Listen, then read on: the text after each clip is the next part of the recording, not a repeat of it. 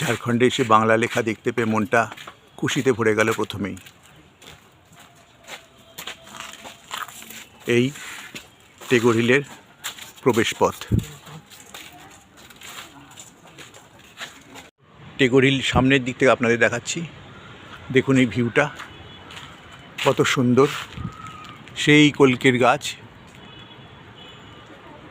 এখানে সুন্দর স্ট্যাচু। এই যে দেখুন, মনে হয় অবনীন্দ্রনাথ ঠাকুরেরই তৈরি হবে এই যে স্ট্যাচু। এই সেই গোলাকার সিঁড়ি, ঠাকুরবাড়ির স্টাইল। এইখানে উনি ধ্যান করবার জন্য এসেছিলেন, ভাবুন। আবার আরও আরও আরও উপরে উঠতে হবে। কি তৈরি করে গেছে এরা, ভাবা যায় না। অন্তত 500 সিঁড়ি, তার বেশি তো কম নয়।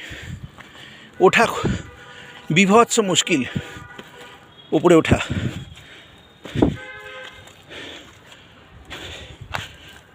এখন 200-300 সিঁড়ি উঠতে বাকি।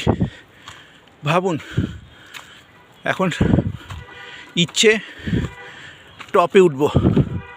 ওই যে দেখছেন ঠাকুরবাড়ির স্টাইলে সেই উপাসনা গৃহ, ওখানে চলেছি। শেষের দিকটা নতুন করে বানানো হয়েছে।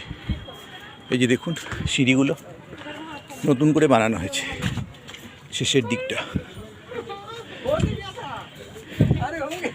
সিঁড়িগুলো নতুন। যাব, আরও উপরে যাব,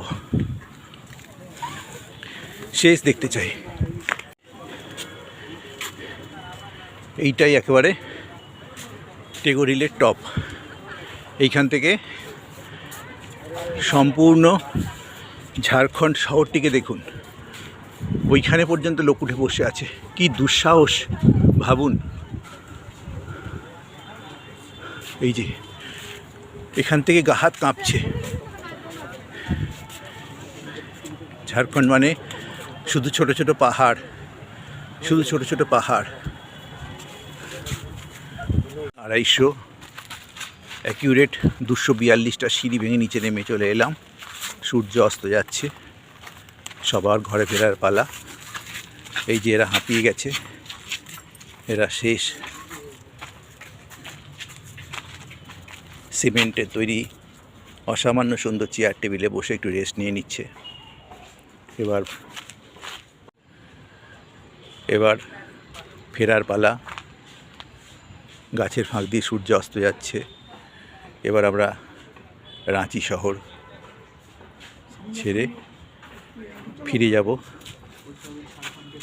সম্ভবত যাব আজকে বিহারের গয়ার উদ্দেশ্যে রাতের বাসে।